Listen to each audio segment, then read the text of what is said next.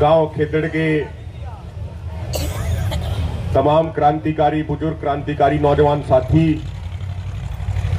मेरी माताएं, बहनें, काकी ताई, पूरी गौशाला की कमेटी, मेरे बड़े भाई ईश्वर छात्र जी, मेरी छोटी बहन रीमन नैन जी, मेरे भाई रवि प्याणा खेड़ा जी और भी तमाम साथी, सबसे पहले आप तमाम लोगों को हाथ जोड़ के, सिर झुका के राम राम करो।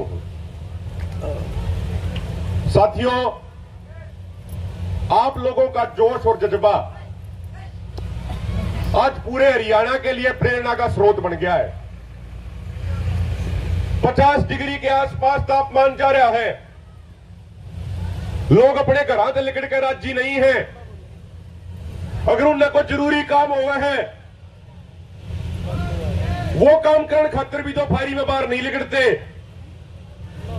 लेकिन आप लोग गाय को बचाने के लिए पिछले 31 दिनों से लगातार इस लू में, इस तपती गर्मी में यहां पे इतने अनुशासन के साथ बैठे हो, ये वाकई में एक बहुत बड़ी बात है। और मेरा निवेदन है, एक बार आप अपने खुद के लिए एक बार जोरदार ताली बजा लो सारों के लिए। साथियों, कहना बहुत आसान हुआ है, लेकिन करके दिखाने में बहुत दम लागे है। और आप लोगों ने यह चीज करके दिखाई है। अगर पिछले 1.5-2 साल की बात कर ले तो अपने शामी बहुत सारी ऐसी घटनाएं हैं, बहुत सारे ऐसे मौके आए अपने शामी। अब जब सरकार कहा करती है हम बात ना माने, लेकिन अपनी शांति ने, अपनी एकता ने, अपने धैर्य ने सरकार को हमारी बात मानने पर मजबूर कर दिया। मुझे पूरा भरोसा है कि आपकी एकता और आपकी शांति के कारण जिन 11 मांगों को लेकर आप ये धरना लगाए हुए हो, इस सरकार की मजबूरी हो जाएगी। सरकार अब दोहरा आवेगी जरूर, अब तो माफी मांगेगी और आपकी मांग भी सारी की सारी पूरी करेगी। उन्हें आप मजबूर कर दोगे। डोलू पी ले। साथियों, अभी मेरे से पहले अंकल जी कह रहे थे कि भाई सत्ता में बैठे लोग हैं, वे तो अखबार के गौ भक्त हैं। बात तो उनने जायज कही है। मेरा मानना है कि असली गौ भक्त वो है, वो किसान है, वो मजदूर है। और फसल कटते बिना किसी के कहे, बिना किसी के टोके, अपने अपने घर में जब अपना ठेका लावे उनमें क्यों भरे हैं, जब पहले गौशाला के न्यारे काट देंगे, भाई ये गौशाला में जाऊंगे। कभी भी कोई भी बात आ जा, कभी भी किसान मजदूर पाछा नहीं हटते। असली गौ भक्त भी है, ये सत्ता में बैठे लोग गौ भक्त नहीं है। और साथियों, एक बात कहूंगा, आपने, मैं तो आप लोगों को यह बधाई देना चाहता हूं बार बार, पूरी गौशाला की कमेटी को, इस धरने की कमेटी को बधाई देना चाहता हूं। और खासकर आपके गांव की बेटी रीमन नैन को यह बधाई देना चाहता हूं कि कितने बेहतरीन तरीके से आप धरना चलाए हुए हो। 31 दिन हो गए। जब पिछली बार हम आए थे तो उसके मुकाबले आज दोगुनी संख्या में आप यहां पर मौजूद हो। यह दिखाता है कि आपके अंदर आपका हौसला कितना बुलंद है। हमने देखा है कि समय के साथ आंदोलन, समय के साथ धरने ढीले पड़ते चले जाया गए, लेकिन सरकार ने इस चेतावनी को समझ लेना चाहिए कि यह खेतड़ गांव का धरना टाइम के लिए ढीला नहीं, टाइम के लिए और मजबूत होता जाने लग रहा है। तो इस सरकार का फायदा इसे बात में है कि जल्द से जल्द जो इन भाइयों की जायज मांगे, वे जायज मांगे पूरी करी जाए। आज आपकी बेटी रीमन नैन, शायद कोई हरियाणा में ऐसा काम नहीं होगा जो आपकी इस बेटी के नाम से परिचित नहीं होगा। एक भी ऐसा काम नहीं होगा पूरे हरियाणा के 6000 गांवों में थे जो आपके गांव की इस बेटी ने यूट्यूब पे, फेसबुक पे सुनता नहीं होगा। और मैं तो यह आह्वान करता हूं आज यहां से, सिर्फ एसआर ही नहीं, पूरे हरियाणा की मातृशक्ति को मैं यह आह्वान करना चाहता हूं, क्या जरूरत है कि आप अपने घरों की बेटियों को, अपने घरों की बहुओं को सिर्फ घर की चार दीवारी तक सीमित मत रखो, उनको भी मौका दो कि वो समाज में आवे और समाज का नेतृत्व कर सके। आप हजारों सालों का इतिहास उठा के देख लो, हजारों सालों के इतिहास ना पढ़ लो, जो नेतृत्व मातृशक्ति ने कराया है, जिस आंदोलन की मुखिया हमारी मातृशक्ति रही है, एक भी आंदोलन हम कदे हारे नहीं है। हमारे एक सीनियर साथी अक्सर वो कहते हैं, आदरणीय युद्धवीर जी एक उदाहरण देते हैं कि भाई पहले तो नहीं होया करता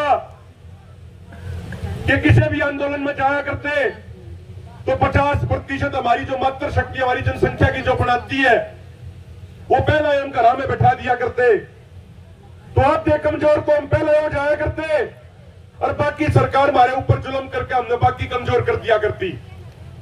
लेकिन इस किसान आंदोलन की सबसे बड़ी खूबी है, इस किसान आंदोलन की सबसे बड़ी उपलब्धि है कि अब कोई भी सामाजिक आंदोलन की बात हो, कोई भी धरने की बात हो, तो हमारे काके ताऊत है, 2 कदम आगे चलने का काम हमारी मातृशक्ति, हमारी काकी ताई करती है। एक बार इन सबके लिए जोरदार ताली एक बार बजाओ। और जो भाई ईश्वर छात्र कह रहे थे, हमारे बड़े भाई हैं, वो बड़ी काम की बात बता रहे थे। कल पंजाब वाले किसान भाइयों ने पंजाब की सरकार के खिलाफ मोहाली में इकट्ठे होकर चंडीगढ़ की तरफ कूच कर दिया हजारों ट्रैक्टरों के साथ। आज चंडीगढ़ और मोहाली के बॉर्डर पे हर रोड उन्हें सील कर रखा पुलिस प्रशासन ने। हजारों किसान चंडीगढ़ में घेर कर बैठे हैं, जिस तरीके से आप 378 दिन दिल्ली ने घेर कर बैठे थे। और उनकी मांग के है, बड़ी जायज मांगे हैं कि इनके गेहूं की पैदावार बहुत कम हुई तो गेहूं को बोनस दिया जाना चाहिए। और उनकी मांग यह है कि जो पंजाब सरकार ने घोषणा करी कि मक्की और मूंग की खरीद एमएसपी पर होगी, तो उसका आदेश जारी करा जाना चाहिए। सिर्फ भाषणों तक बात सीमित नहीं रहनी चाहिए। इस तरह की उनकी 5-7 मांगे हैं।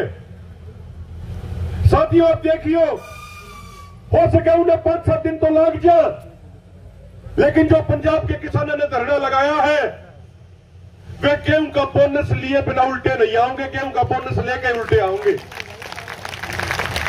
तो जो पंजाब में इतना मजबूती दे जाइयो, यूनियन का सिस्टम है, इसके पीछे सबसे बड़ी वजह है कि उन्होंने अपनी गांव में यूनियन की कमेटी बना रखी है, जो कमेटी पूरे तरीके से गैर राजनीतिक है, जो कमेटी राजनीति से दूर रहे हैं। हमारा कई बार जब पंजाब जाना हो तो हमने देखा, अगर मान लो मर्डर जिसे तक भी मामले वे आपस में पंचायती तरीके से बैठ के सुलझा ले हैं, थाने से बाहर, कोर्ट कचहरियां से बाहर। हमने भी यह सीखने की जरूरत है। हम ये नहीं कह रहे कि भाई हरियाणा आंदोलन में कमजोर है, ऐसी बात नहीं है। हरियाणा जब आंदोलन लड़ा, बड़ा मजबूती से लड़ा है, और जिस तरीके से हरियाणा आंदोलन लड़ा है, पूरे देश में कोई दूसरा राज्य इस तरीके का आंदोलन नहीं लड़ सकता। लेकिन बात क्या है कि जब तक वे कमेटी नहीं होंगी गांव में, जब तक गांव में इसे 10-11 आदमी नहीं होंगे जो समाज की बातों में पूरे गांव ने जागरूक रखे, तब तक आप मजबूती से नहीं लड़ पाओगे। बड़े भाई ईश्वर छात्र बड़ी अच्छी बात कह रहे थे। छोटी सी 2 बात बताकर अपनी बात खत्म करूंगा। भाई ईश्वर छात्र की बात मैं आगे बढ़ाऊंगा। 1994 में जब WTO पे साइन करे गए, उससे पहला जितना भी खाद्यान्न तेल हमारे देश में चाहिए होया करता साल में, उसका 97% आप पैदा करा करते, 97%। लेकिन जब तक WTO के ऊपर साइन करे उसके बाद हालात इसे हो गए कि जितने भी खाद्यान्न तेल थे जिनका हम इस्तेमाल खाने में कर रहे हैं, खाना बनाने में कर रहे हैं, आज वो सारे का सारा अब भारत आयात करने लग रहे हैं, दूसरे देशों से मंगवाने लग रहे हैं। और वो तेल मंगवाने में पिछले साल भारत की सरकार ने 1,17,000 करोड़ रुपए का खर्चा किया। 1,17,000 करोड़ रुपया।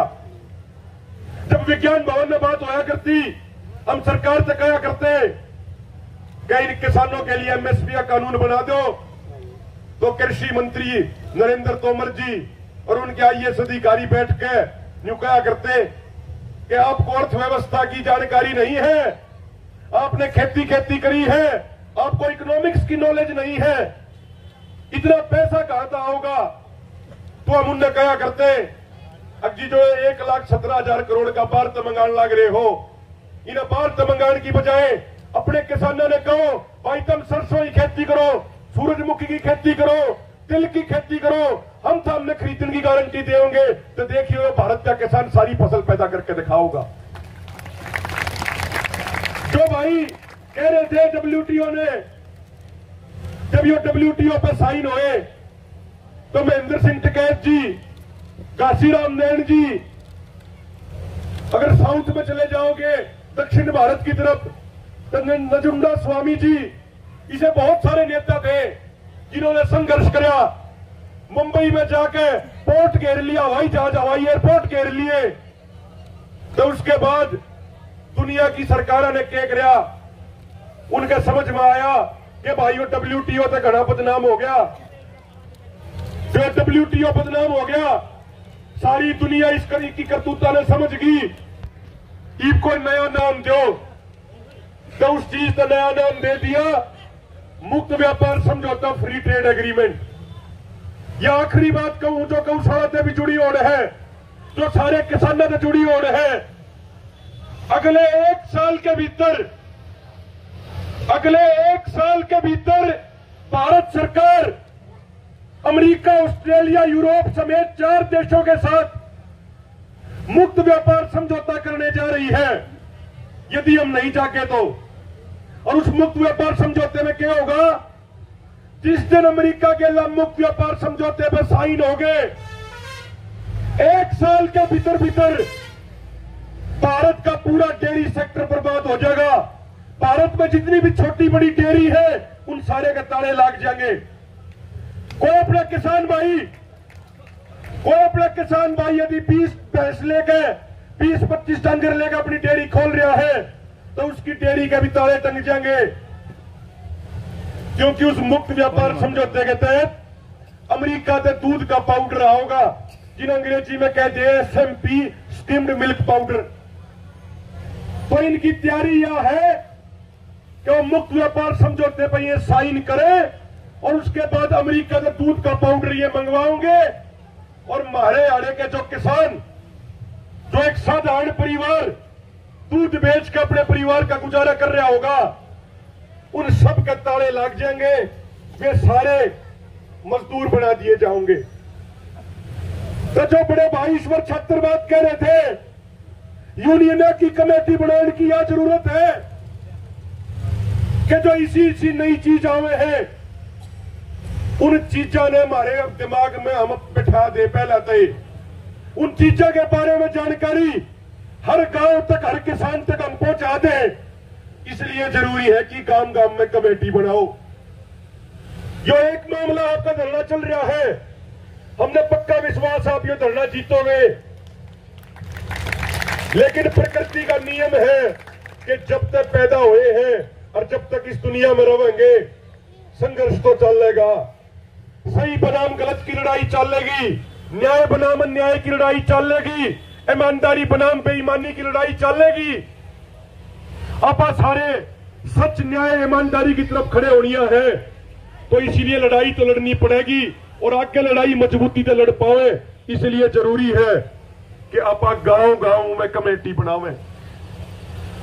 किसी भी संगठन के लिए जुड़ना है, जुड़ जाओ, कोई दिक्कत नहीं। जिसका विचार व्यवहार बढ़िया लगे उसकी के लिए जुड़ो, लेकिन जुड़ो जरूर, इकट्ठे जरूर हो जाओ। तो आपने मेरी बात सुनी, आपने इतना समय दिया, उसके लिए तमाम मातृशक्ति का, हमारे तमाम बड़े बुजुर्गों का, तमाम नौजवान साथियों का, पूरी गौशाला की कमेटी का, भाई रीमन नैड का, भाई रवि ब्याड़ा खेड़ा का, सबका मैं बहुत बहुत धन्यवाद करता हूं, आभार प्रकट करता हूं। और आखिर में एक निवेदन करूंगा, ये 2-4 बढ़िया बढ़िया नारे हम तो हमेशा ये कहा करे, जो सोनीपत पानीपत झज्जर रोहतक में जब मीटिंग लेवे हम हमेशा यह बात कहा करे, मगर भाई नारे लाने सीखने हैं तो जींद इशारा रहते सीखो। वे नारे मन तो लावे, नारे भीतर तो लावे हैं। तो हम तो उड़े उदाहरण दिया करे कि भाई नारे लाओ तो पूरी ईमानदारी से लाओ। नारे का मतलब यो भी है कि जिसके खिलाफ हम लड़ रहे हैं उसको चुनौती देना भी हो, नारे लगाना। तो एक बार तमाम साथियों से विनती है, सारे साथी दोनों हाथ ऊपर करके नारे लगाओगे। किसान मजदूर एकता जिंदाबाद, जिंदाबाद जिंदाबाद, किसान मजदूर एकता जिंदाबाद, जिंदाबाद जिंदाबाद, छत्तीस बिरादरी का भाईचारा जिंदाबाद, खट्टर सरकार मुर्दाबाद, गौशाला विरोधी सरकार मुर्दाबाद, गौशाला विरोधी सरकार मुर्दाबाद। गौ माता की जय हो। बहुत बहुत धन्यवाद।